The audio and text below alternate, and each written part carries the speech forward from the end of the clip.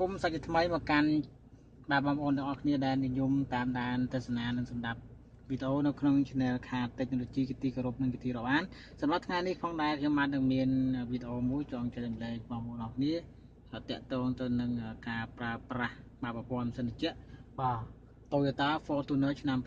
2018បាទនៅក្នុងវីដេអូនេះគឺខ្ញុំនឹងបង្ហាញប្រាប់ទូនាទីនឹងមុខងារខ្លះៗតាក់ទងនឹងប្រព័ន្ធផ្សិនជៈទាំងមូលតែម្ដងបាទគឺរបៀបប្រើប្រាស់នៅលើប្រព័ន្ធបាទផ្សិនជៈ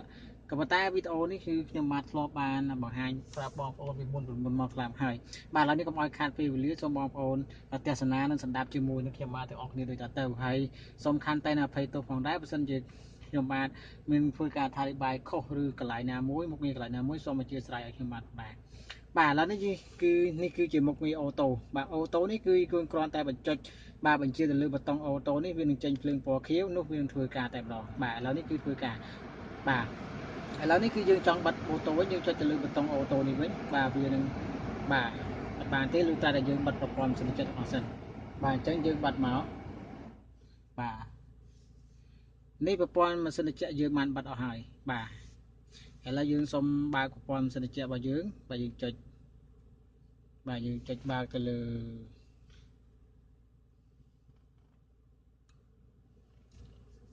បាទនេះគឺជាមុខងារអូតូបាទដល់គ្រាន់តែយើងចុចបញ្ជាលើមុខអូតូនោះប្រព័ន្ធម៉ាស៊ីនត្រជាក់អូតូវានឹងធ្វើការបាទនេះគឺតកតងទៅនឹងការ adjust បាទ adjust temperature អញ្ចឹងកន្លែងនេះអាចយើង adjust តាមតម្រូវការរបស់បងប្អូនដែលចង់បានសីតុណ្ហភាពកម្ដៅខ្លាំងក្ដៅធម្មតាឬក៏ត្រជាក់បាទនេះយើងគ្រាន់តែស្មួទៅលើ selector នេះបាទនោះវានឹងប្រែប្រួលបាទនោះប្រែប្រួលក៏ប៉ុន្តែជាធម្មតាជាទូទៅបើសិនបើមេឃក្ដៅខ្លាំងយើងដាក់នៅក្នុងសីតុណ្ហភាព low បាទយើងមួយមកកាន់ low បាទនេះ low នេះក៏ប៉ុន្តែបើសិនករណីណាមួយដែលមេឃវាត្រជាក់បាទត្រជាក់ខ្លាំងអញ្ចឹងយើងអាចធ្វើការ adjust ទៅលើសីតុណ្ហភាពនេះតាមតម្រូវការដែលយើងចង់បានត្រជាក់ខ្លាំងត្រជាក់តិចឬក៏ក្ដៅតែម្ដងបាទប៉ុន្តែជាទូទៅគឺយើងប្រើប្រាស់ low បាទឥឡូវនេះគឺគេដាក់តែ temp អញ្ចឹង temp នេះបងប្អូនដឹងហើយគឺសម្រាប់ adjust នៅសីតុណ្ហភាពបាទឥឡូវនេះយើងមើលមកមុខងារ off នេះគឺសម្រាប់បិទប្រព័ន្ធផ្សិនជៈទាំងអស់បាទ front នេះគឺសម្រាប់បាទអាប់កញ្ចក់មុខបាទអញ្ចឹងយើងកុំបើកយូរពេកបាទ front នេះគឺសម្រាប់យើងបើកកញ្ចក់មុខបាទ front នេះបាទអាប់បាទហើយកន្លែងនេះគឺសម្រាប់យើងបញ្ជា mood បាទ select mood នេះគឺបញ្ជាមកមុខបាទមកជើងបាទជើងផងមុខផងបាទឥឡូវនេះខ្ញុំបញ្ជាឲ្យបងប្អូនមើលតែម្ដងបាទនេះគឺមកបាទមកជើងបាទមកជើងផងមកមុខផងបាទឥឡូវនេះអានេះមួយទៀតគឺជាមកជើងបាទនេះគឺបញ្ជាសម្រាប់មកជើងផងនិងកញ្ចក់លើផងបាទអញ្ចឹងយើងបញ្ជាមកកញ្ចក់ខាងលើនេះគឺការពារនៅពេលដែលមេឃក្ដៅខ្លាំងថ្ងៃក្ដៅខ្លាំងអញ្ចឹងយើងបាញ់ខ្យល់មកកញ្ចក់បាទបាញ់ខ្យល់មកកញ្ចក់ដើម្បីឲ្យ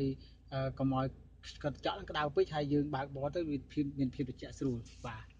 ទហ្នឹងមុខងារហ្នឹងបាទយើងដាក់មុខវិញហើយបាទនេះគឺរានេះគឺតាក់ទងទៅនឹងរេស្តង់កម្ដៅកញ្ចក់ក្រោយអញ្ចឹងយើងហាមបើកនៅពេលដែលមេឃអត់ភ្លៀងបាទយើងបើកតែមេឃភ្លៀងបានហើយនេះគឺមុខងារសម្រាប់ខ្យល់ក្នុងបាទខ្យល់ក្រៅអញ្ចឹងយើងចុចដូចនេះចេញពណ៌ភ្លើងពណ៌ខៀវនេះគឺមានថាពណ៌ខ្យល់ក្នុងបើសិនវាអត់ភ្លើងនេះគឺខ្យល់ខាងក្រៅបាទឥឡូវខ្ញុំសូម adjust ទៅដាក់ខ្យល់ខាងក្នុងវិញបាទនេះគឺមុខងារប៊ូតុង AC អញ្ចឹង AC គឺសម្រាប់បិទបើក compressor កុំឲ្យធ្វើការបាទខ្លាច់ម៉ាញ៉េទិកកុំឲ្យធ្វើការអញ្ចឹងយើងអាចចុចនេះបិទឬបើកបាទឥឡូវយើងមើលប៊ូតុងនេះមួយទៀតបាទប៊ូតុងនេះគឺយើងចុចទៅលើរាអញ្ចឹងបើសិនជាយើងចង់បើកម៉ាស៊ីនត្រជាក់ទៅក្រោយឲ្យដើរយើងគ្រាន់តែចុចទៅលើប៊ូតុងរានេះនឹងភ្លើងខៀវនេះវានឹងបលិញឡើងវានឹងលោតឡើងបានន័យថាប្រព័ន្ធម៉ាស៊ីនត្រជាក់ខាងក្រោយយើងបាទវាចាត់ដំណើរធ្វើការបាទឥឡូវខ្ញុំសូមបិទវិញដោយសារតែក្រោយអត់មានបញ្ជាទេបាទហើយកន្លែងនេះគឺមូល selector នេះគឺសម្រាប់មូលបាទល្បឿនកង្ហាររបស់ម៉ាស៊ីនត្រជាក់បាទន័យថាល្បឿនរបស់ blower fan បាទឲ្យខ្លាំងតិចលឿនឬខ្សោយបាទនេះកន្លែងខ្ញុំសុំមូលនៅពេលនេះ graphic នេះវាដើរអញ្ចឹងមានថាដើរនេះគឺមានន័យថាល្បឿនបាទកង្ហាររបស់យើងដើរខ្លាំងឡើយគឺដើរខ្លាំងបាទលន់ឆោតែម្ដងបាទអញ្ចឹងនេះគឺ selector សម្រាប់ល្បឿនរបស់កង្ហារ blower fan បាទអញ្ចឹងបងប្អូនមូលតិចបាទហាមកុំឲ្យបងប្អូនមូលខ្លាំងនៅពេលដែលបងប្អូនមូល selector នេះខ្លាំងអញ្ចឹងវាអាចធ្វើឲ្យស្គាំង servo motor របស់យើងបាទអញ្ចឹងនេះគឺជាការបង្ហាញចិត្តហើយផងដែរបាទអញ្ចឹង អរគុណសម្រាប់ការទស្សនាទេសនារបស់បងប្អូនទាំងអស់គ្នាបាទចំពោះវីដេអូតកតទៅនឹងការពិពណ៌នាបាទតកតទៅនឹងរបៀបប្រើប្រាស់ម៉ាស៊ីនត្រជាក់បាទប្រភេទរថយន្ត Toyota Fortuner ឆ្នាំ2018ហើយសូមខន្តីអភ័យទោសផងដែរបើសិនជាមានចំណុចណាខ្វះខាតឬកន្លែងណាខុសឆ្គងនៅប្រការណាមួយសូមជួយកែតម្រូវផងដែរបាទគណៈពេលនេះអរគុណច្រើនចំពោះលោកស្រីនាងកញ្ញាដែលចំណាយពេលវេលាសម្រាប់តាមដានស្ដាប់និងទស្សនាវីដេអូមួយនេះបាទសូមជួយ Subscribe និង Share នៅវីដេអូនេះបានច្រើនដើម្បីបានទទួលបានព័ត៌មានថ្មីៗជារៀងរាល់ថ្ងៃសូមអរគុណ